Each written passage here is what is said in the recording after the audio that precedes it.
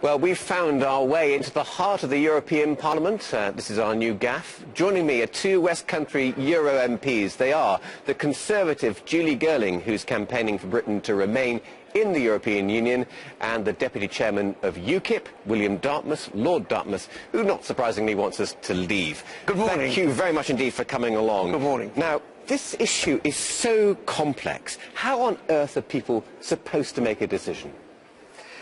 They have to look at the information, and it's getting that information out to them. It's a lot of people. I've got an unprecedented postbag from people wanting to know details on particular policies, things that interest them.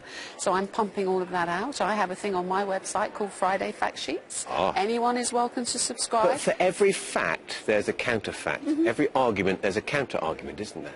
Well, I think it boils down, I don't think it's complicated, I think it's terribly simple. It boils down to three very, very, very simple things. One is sovereignty. We can argue about sovereignty till kingdom come, but what we do know is that for a British Prime Minister with a parliamentary majority to modify benefits the most tiniest degree, he has to go cap in hand to the Prime Minister of Poland, and the answer was basically more or less no.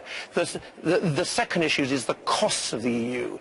It's not just the fees, which are £350 million a week. That's a great it's also the indirect costs of EU regulation. And let's not forget that less than 15%, only about 12.5% of our economy, is accounted for by trade with by trade and exports to the EU, but 100% of our economy is subject to EU regulation. So there are gigantic costs. And the third point... No, you've done three. Julie. No, I've only done two, actually. There you have it in a nutshell. Firstly, it's not to modify our benefit system he has to go cap in hand. Well, they said no. No, the UK Parliament can modify our benefit system as and when they wish. The issue, but it's vetoed. It was vetoed. No. The issue with Europe is that we have to apply those policies equally to Europeans in the UK. That's the small part of our benefits issue that has been talked about, not the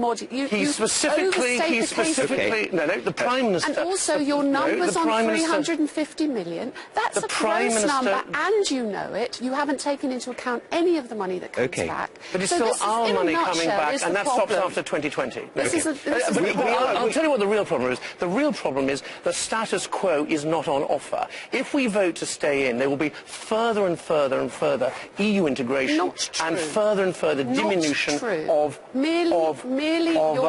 UK powers. William. And that's what people in your own party... Please. William, we are in the heart of Europe. You're an MEP. You can get up there and you speak, and you do a lot. I do my best. I do my best. So what would be the point of being outside that barrier not far from here, having no say? Well, first of all, we actually have less than 10% of MEPs. But you've got 10%. No, we don't. We have 9.7% of MEPs. Until November, we only have 8.24% of votes in the Council of Ministers. We only have one out of 28 commissioners. Again, this is such selective information. When you say why did you select some? Well, when you say 8.2% of votes in council, what do you mean? That is the weighted vote. That is the weighted vote of quality majority voting. That's our QMV weight. That's getting confusing. But you're saying 10% isn't enough representation, so you want zero. Well, put it this way. There's a directive which is coming through. I'm going to answer the question. Which puts 8,000 jobs in the port of Bristol at risk. Now, all the British MPs want to stop it. We can't. We haven't got the votes. We've got less than 10% of the votes. 8,000 jobs at the port of Bristol. There aren't 8,000 jobs. Well, that is what the managing director, the head of the trade unions of the Bristol. Why would those jobs go? Because the ports directive threatens the way in which they run it. You're actually the Bristol newscaster. You ought to know. Sorry, William, please let me speak. The Ports Directive will affect the way that Bristol works if it's completed in the manner in which we voted last week in Parliament. It's got a long way to go through the process yet, as you know, has to go through trialogue. Our government has its say at that point. So you cannot say that's done. Separately, how could you possibly say that every job is at risk because of a change in the way the port might have to operate? That is clearly overstating the issue. Let's just take the wider question, border control. If we leave, we will be able to control our own borders. That is a game changer, isn't it, for lots of people listening to this in the West Country? Well, again, let's just define what controlling our borders means. Anyone who's been in and out the UK knows that you have to go through border control. You have to show your passport. Even though we're part of the EU, we are not part of Schengen. Therefore, what will effectively change? What will change is that people with European passports from other member states could be stopped at the border and said, you may not enter. But they're not. We know we have a problem with immigration in this country, don't we? And by taking control of our borders, that would be reduced. Again, may I challenge your taking control of our borders? We have control of our borders. We have a rigorous immigration policy on non-EU immigrants.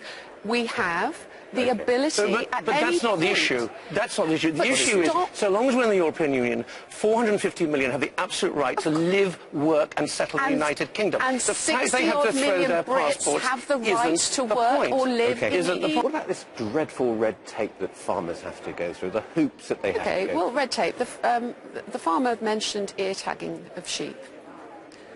Are the outers saying that that's going to stop?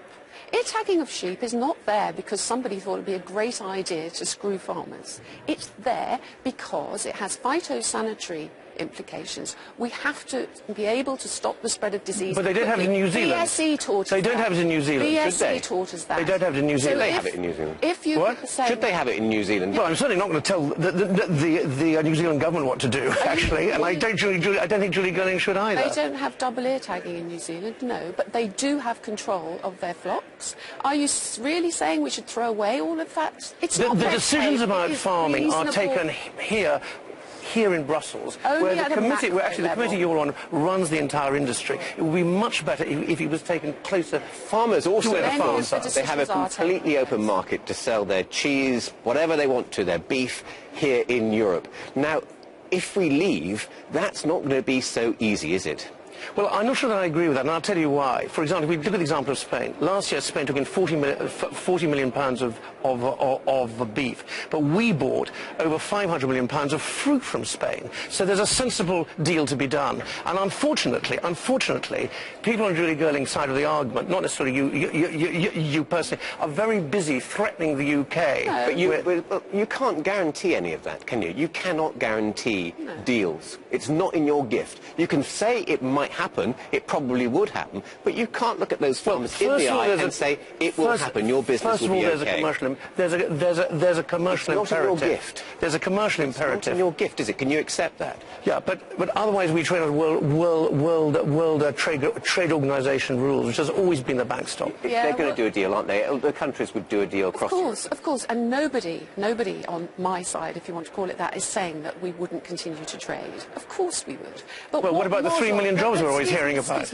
But what model would we be trading under? We need to hear from those who are telling us that it's a good thing to leave, and they're perfectly entitled to that opinion. We need to hear what they want.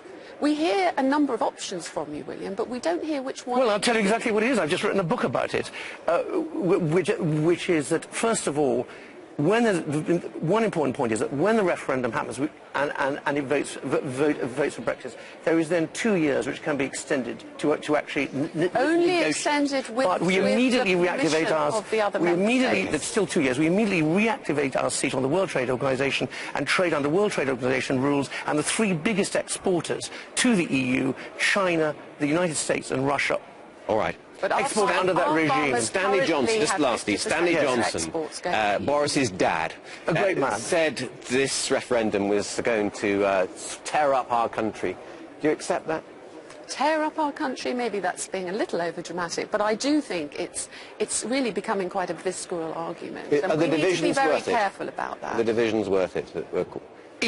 It gives us back the opportunity to actually run our own affairs in our own national interests. One aspect is trade, and another one is borders. And another one is not to pay out all this money. It is in our national interest to remain within the EU. Thank you both very much indeed for joining us here in this rather splendid studio. Thank you.